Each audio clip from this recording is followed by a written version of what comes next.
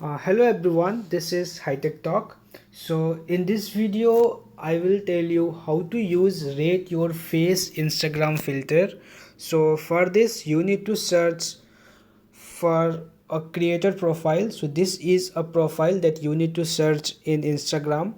I have also added the username in my video description. You can get it from there. So first of all, you need to click on this face icon here, and you can see this Rate Your Face filter is here. Just click on this one.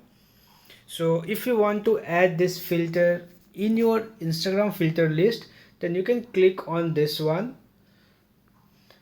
or else you can click on try it to use this filter. So my internet was slow, so just press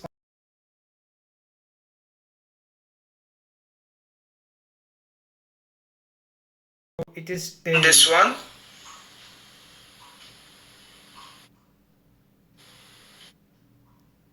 So in this way you can use this Instagram filter. So thanks for watching this video. If you find this video useful, please like, share, and don't forget to subscribe. Thank you.